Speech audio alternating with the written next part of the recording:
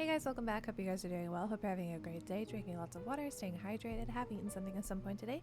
If you haven't, now's your chance to, because we're sitting back, relaxing, and reading some scary Reddit stories. Today we're going to be back in the Creepy Encounters Reddit, which is supposed to be real life, scary encounters. Most of them seem pretty real. There are some that I've encountered that seem like they've been made up, but use at your own discretion. I'm just reading the top couple of the month, unless they say that they don't want it to be shared, in which case I will not be reading. So I usually give credit to whoever has posted it in case you guys want to go check it out for yourself. Yeah, as of today, I am leaving for Greece tomorrow. As of you guys seeing this, I will be coming back home today when you see this. So that's really fun. Anyway, I'm just in a mood for some creepy stories because it's been a little while and we are getting into the fall season. So with that being said, we're going to dive right into this. If you're new here, hi, my name is Maximum and I'm a variety streamer. So happy to have you here. I'm just going to turn my mic up a little bit. I like the more like close up, almost whispering ASMR sounding audio for this. So here we go. We're gonna dive right in. I have it on my computer this time. I usually read from my phone.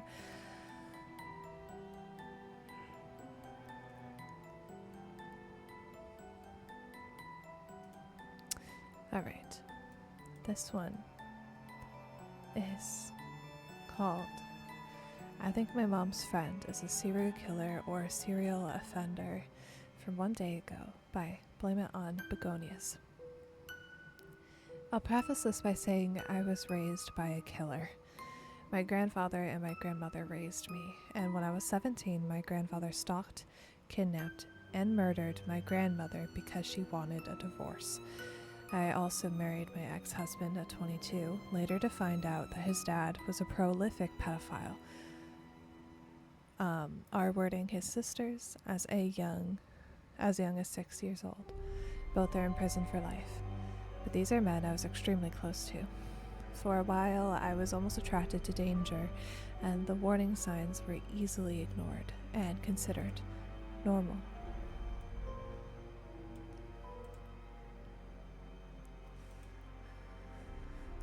Until I started listening to my intuition, and now I can spot these predatory type people out.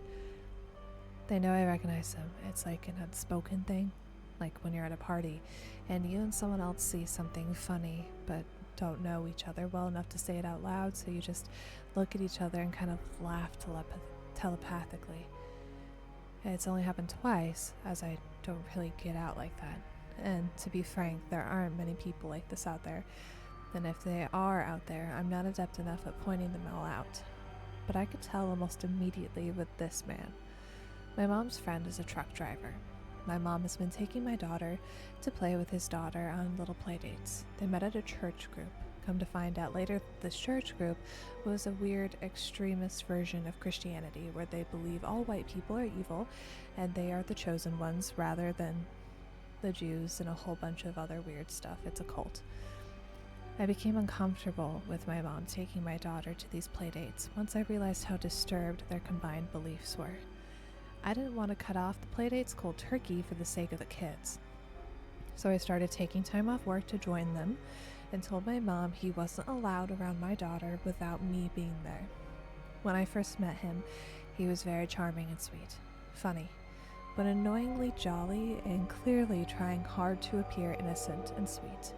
He used a soft voice. Sorry, I'm realizing my music is a little loud. Let me turn that down a little bit.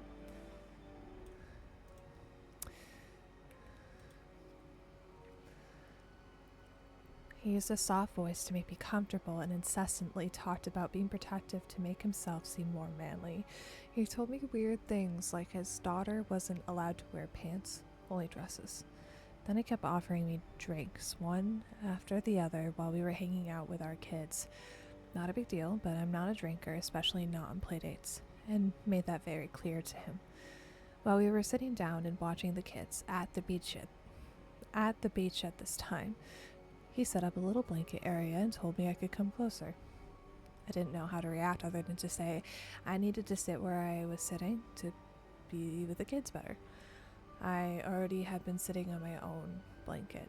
He kept pushing and said I could see them from here. Here, being basically on his lap on the blanket he'd set up. He stared at me silently for what seemed like an hour before I scooted silently closer to him to not make things more awkward for everyone around. I sat in the edge corner of the blanket and tried to avoid eye contact and focused on the kids, being sure not to have him get close. I got weird vibes, but figured he was obviously weird because of his culty beliefs, and just shrugged it off as him being odd. But my gut was burning for days after that first meeting. I also noticed he spoke really badly about women, especially his kid's mom. I figured he was just a misogynistic weirdo. He went on a truck run, and when he came back, immediately went to get the kids together again. I told my mom that I had to be there, so we arranged a date and time when I wasn't working. We went to a paint studio for the kids, and again, the whole time he was offering me drinks at an art studio for kids, where no drinks were served. He even ran to a bar to go get a drink and then brought it into the children's art studio. A handful of beer as he was surrounded by kids painting bluey portraits. It was bizarre. We went from the art studio to a trampoline park, and as the kids were joking around and jumping and playing, he repeatedly picked me up and threw me into the foam ball pit, despite my clear discomfort and telling him I wasn't feeling well and asking him to stop. He then pulled me down on top of him while he was laying on the trampoline, to which I got very upset and stormed off, taking my daughter with me. At one point before that, I had gotten a friction burn on my wrist from sliding down the trampoline too fast, and he took my wrist and grabbed it hard, then pressed down on the open sore to taunt me. I don't know if this man is just socially awkward or disturbed or what, but my body has never physically reacted so strongly to a person besides my ex-husband's father, who was a convicted pedo. I could not sleep for days. I started smoking cigarettes again after 10 years since I quit. My thoughts were racing constantly. I called my brothers and started telling them how odd it was, but ended up crying at the end of our conversations out of pure fear. My stomach was shaking. This lasted for about 2 weeks. Obviously, I can't say if he's a serial killer, but the truck driver occupation paired with his obvious devious nature is just something I do not want to mess with. Edit. Number 1. I met the dude twice, and this was like a year ago. I've banned him from our lives, and preferably my mom's, but I can't control her. My kid is barely allowed around my own mother anymore, as I lost trust in her after this, obviously. Stop insisting I cut contact, as it was a long time ago. Thinking I'm a bad mom is up to you, but I don't care about these opinions, as I know how vigilant I am in my kid's safety. I started a new job working from home just to be around her so my mother doesn't need to be, among other security measures I have been taken to protect her. Number 2, don't know enough details about this guy to file a report or to go to CPS, and I don't plan on being around him anymore to get details. I don't know where he lives, and my mom refuses to give me any more details because she's suspicious of my intentions, since she knows I think he's disgusting. I even tried asking for their address so I can send a birthday invitation, and she won't give it to me because they don't celebrate birthdays in their religion. This is a very odd and unique situation, and it's not going to be easy to get police onto this man. That's the end of it. Let's see if I can read some comments. I usually like to read the top comment, a couple in the thread, so. This is not normal behavior from anyone in any situation. Keep him away from your child and yourself. You may have a hard time getting your mother away from him, though, but your child must be your priority. If you have any potential evidence for your suspicions, do not bring it to your mother. She's under his influence and will likely tell him anything you say. Bring concerns to the police. Stay safe and trust your instincts. They are born of experience. OP responds to this and says, I was able to get her to see how weird he was a bit. I asked her one day, is Phil okay? He was picking me up and touching me excessively when we were at the trampoline park. She seemed pissed and said, wow, he was sure to do that when I wasn't looking. I told her she's not in a good situation being around him and told my brothers as well, so they talked to her about it. We can't control what she does, but he's not allowed near our home or my daughter. And I haven't gone to the police yet, but I have been heavily debating it. That's where I'll end that one. Let me get a drink.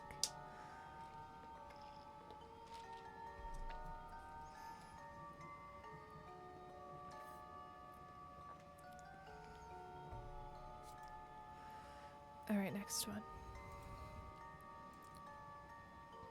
This is from 15 days ago by Electrical Series 84, called Woman Asked Me Over and Over to Get in Her Car with Her Male Partner to Help Me. Had what felt like a strange experience yesterday. For context, I am a woman in my 20s in the UK. I was leaving the supermarket down the road from where I live and carrying a fan. It's been a hot week. Just a small regular desk fan in a box and a small bag of groceries. As I was walking down the road, about 9:30 p.m., twilight, I see a woman walking toward me from across the street. At first, I thought from her clothes that she was homeless and was going to ask me for money. She didn't look super rough, just a little. Well, she waved at me and in a bright, friendly voice asked me if I wanted any help with what I was carrying. I thought she wanted to walk down the road with me and carry something, but I preferred to walk alone, so I said, "Oh, thank you. But don't worry, it's not heavy." She didn't leave, but said, "Oh, let me help you. I'm worried about you carrying that." Again, I said, "Thank you, but it's okay." Still, she didn't leave, but instead said, "My partner saw you walking, and he felt sorry that you were carrying that, and he wanted to help." At this point, she points over the road to a car that's pulled up on the side of the road, and I realize she wants me to get in the car. She keeps insisting and not taking no for an answer, saying, "We can take you, it's no trouble." She must have tried to ask me 8 or 9 times before finally giving up and walking back to get in the car passenger seat. One thing that struck me is the woman looked like she'd been going through a rough time. Her clothes were shabby, and even though she was smiling and friendly, her face was a little bit gaunt. But the car she pointed to was a lovely, expensive-looking car. That seemed so out of place and unusual. Also, her partner never showed his face. When I looked toward the car, he must have been leaning back in his seat. This took place on a semi-busy road. There wasn't any force or anything, just sort of eager insistence for me to get into the car with them, and more than I have ever experienced. What do you think it was? Top comment. It's good thing you didn't get in the car. So many people do stuff like this to get women into the car. Say they either want to help or need help in the car to lure women into them to kidnap her. As you said, you were on a busy street and only they got out. Now, you could say, "Oh, they were being nice." No, this isn't some fake TV show where everyone helps everyone. It's safest you didn't get in, so sorry this happened. And OP responded and said, "That was exactly it. In today's world, what couple would do this? Oh, look, hun, that woman carrying a box. I feel bad." "Oh, you're right, babe. Shall we pull over and ask her to get in our car?" "Yeah, great idea. Make sure not to take no for an answer." And a woman would absolutely know how strange that would look. The original commenter replied saying, "I've heard a rumor that male traffickers use women to lure other women into getting kidnapped." Like what the poster talked about. Use a woman because other women typically won't suspect anything's going to happen. And OP responded again saying, "It certainly seemed that way. In fact, the fact he was leaning out of view and she didn't mention him until after I'd said no a few times. So that I would initially think she was the only person in the car, and I wouldn't realize he was there until I got in." So we'll end that one there.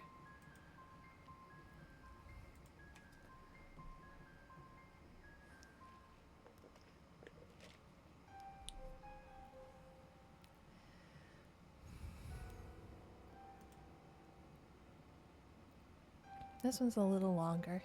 It's not huge though. This one's from 23 days ago by MVXX. Well, it's supposed to be Maxwell, but in a stylistic way. This is called, "I, a 21-year-old male, am convinced I'm being stalked by my 20-year-old female coworker at McDonald's. Around a year ago, this girl at my work expressed she had feelings for me. I was planning on moving away for the school term, and I said, although I thought she was cute, now just wasn't the best time for me, as I was moving soon. She understood, took it well. Honestly, things weren't really that awkward at work. Fast forward a little bit now. I started noticing she would always be at work when I was, and later heard from 2 coworkers she was purposefully picking up shifts. coming into work early, or even coming by to buy something specifically to see.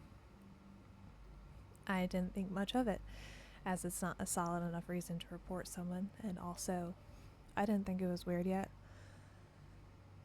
However, the time I started getting weirded out by her was when she would finish her shift and sit in the parking lot for an hour, but would leave when I did. Or she would move her car next to mine while on her break, or get an iced coffee when I was working, and then would sit in the parking lot drinking it for about 30 minutes to an hour. I also started to notice a serious repeat when I was working. She would either pick up a shift while I was there or come by. Regardless, I was starting to get the suspicion that she knew my schedule, because sometimes I'd work at different McDonald's in town and she would coincidentally come by during my shift. When I started putting things together, I started keeping my distance from her at work, which resulted in her texting me asking if she had done something wrong. Because I didn't respond within 2 hours of her text, she started sending more messages saying she was going to block me because I hadn't responded yet. I told her I had a suspicion that all those coincidences from earlier at work were her plan to see me. She denied it, of course, but I had no reason not to believe her. I told her as long as we were just friends, I am fine with that, but I made it clear I don't want anything more, ever. More time passed by. I have now gone to school for the year. I was back at McDonald's for the summer, but this time only on weekends and Fridays. But even on my first day back, she started doing the same stuff as before. I tried being cold to her at work, hoping she'd lose interest, but she kept doing everything she did. All of this has been going on for a year, and I never thought to report it to management because she hasn't done anything too extreme until recently. I had a coworker tell me that she asked a manager for my address, and they gave it to her. Why that would happen, I don't know. Although the address I have on file is outdated, we only moved around 200 meters away from it, and she knows which car is mine. So she'd be able to find it still. I didn't know how to feel about that when I heard it. While I was on a walk, I noticed her car coming off my street. Then a week later, after I was leaving my shift, I want to say she had done a bit before me, or around the same time. As I was driving home from work, about to turn onto my street, I noticed her car was behind me. I confronted her about it one day after work, not telling a manager about her driving by my house, and everything else happened. She denied it again, obviously, and said she was trying to find a different job because of my attitude toward her. I made 2 jokes at her expense, hoping she'd lose interest and avoid talking to her. But if that's what she's referring to, I think she's trying to find a way to turn this around on me. I'm looking for advice, opinions, suggestions, anything involving my situation. Any perspectives are appreciated. Top comment. If you can prove it, get that manager who gave you your address fired. Bring it up to corporate. That's a huge possible lawsuit. Good luck. Someone responded and said, yes, that's a breach of the employee confidentiality. Don't file any lawsuit first, but get the evidence that the manager gave out your address. Once you get that evidence, start to record your journey about the girl following you everywhere you go, even to your area. Once you have enough evidence, file a lawsuit. Someone said, this girl's not just crushing, she's crossing serious boundaries, like showing up at different locations, parking lot lurking, following you home. Nah, bro, that's not normal. She's gaslighting the heck out of him, saying she's not doing anything wrong. Wouldn't hurt to call the police and make her harassment report. It just creates that paper trail in case things escalate. I'm sorry this is happening to you. All right. Get a sip.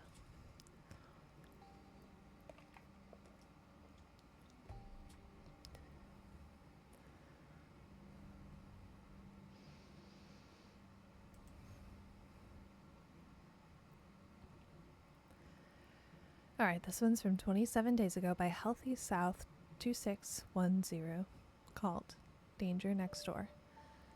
My mom still lives in the house I was born and raised in, which is also where I had my creepy encounter. I'm 39 now, and the event I'll be describing occurred when I was 26. I visit my mom at her house often to check in and visit. On Sundays, we cook or bake or chat. On one particular Sunday, my mom mentioned she had borrowed a pan from her next door neighbor, who I'll be referring to as Nora. Nora had been my mom's next door neighbor for as long as I'd been alive. Nora lived with her husband in that home up until they got divorced around 2000. My mom was busy trying to prepare a meal, so I offered to take the pan back to Nora. As I approached Nora's house, I noticed her car in the driveway.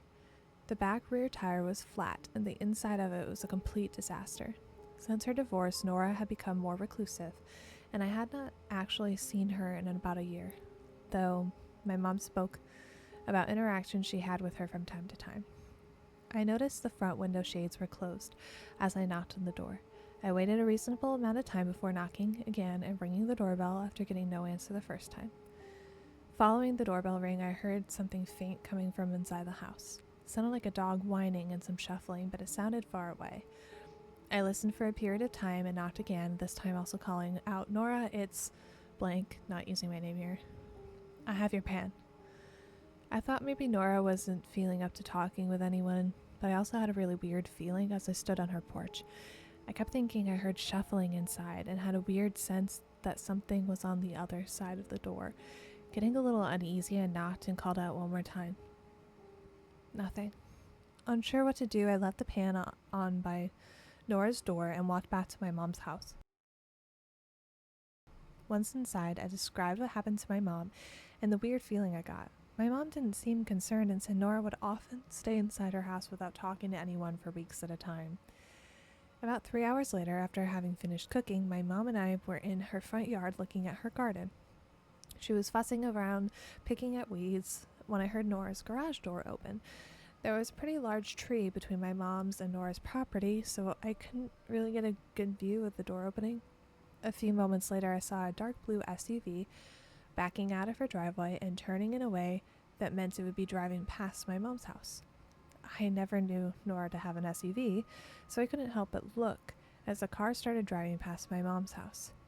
As it did, I saw the driver's side window was open and a 30-ish-year-old male was driving. As he drove past, the man stared at my mom and me and appeared to be almost glaring. I asked my mom if she knew who he was. She told me she didn't know his name, but that he'd been staying with Nora for a couple weeks and he was kind of weird. She didn't see him glaring because she was messing around with the weeds. Again, I had an unsettled feeling overall, but just figured that Nora wasn't feeling like opening the door that day. Fast forward about 2 weeks and I got a call from my mom while I was at work.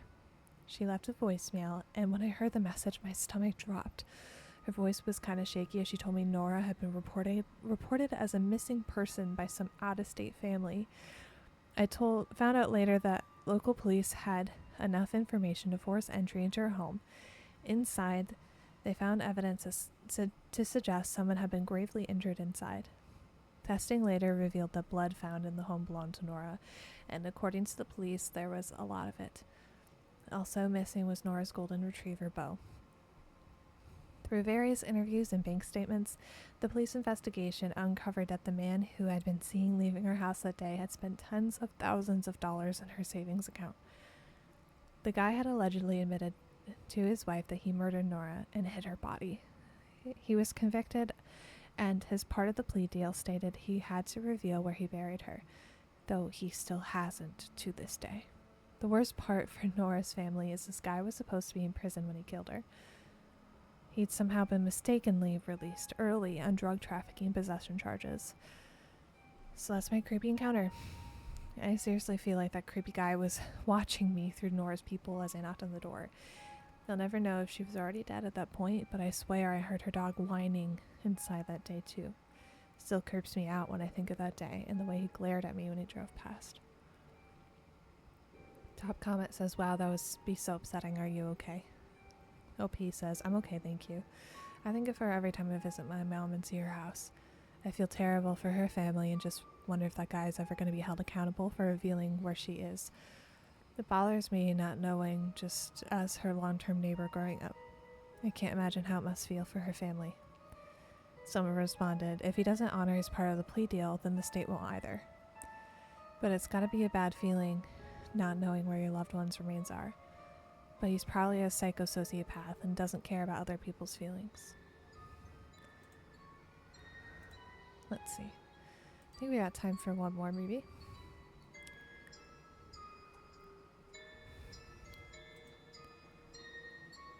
Oh, maybe 2 more. This one's short. This one's from 9 days ago by illbanana1058. My coworker creeps me out. Am I justified? My coworker, much older than me, has been making me, a 27 female, uncomfortable ever since he started working at my job. He was pretty normal at first, so when he asked me to send him the link to an event directly to his phone number because he couldn't open the link via Teams, I didn't think further and sent it to him, giving him access to my personal phone number. At work, he started asking personal questions to get to know me deeper, praising every aspect of my personality and looks. Nothing that could directly get him in trouble, but enough to make me deeply uncomfortable. He then started sending me texts, getting gradually more intense, even if I wasn't answering. I'm polite and shy, so I was scared to speak up. But one day he sent me a text so long and diluted that I decided to tell him to stop face to face, which he did for a while, but then he started again, offering lifts and following me on my lunchtime walks. I told HR and they gave him a warning, but the guy creeps me out, and I don't know if I'm safe with him around. He doesn't want his picture taken. No one knows his age, where he's from, where he used to work at. He refuses to tell me anything about himself. I know some people are very private, but his harassing behavior combined with this, am I justified for finding him suspicious? I'm not sure if this one's real.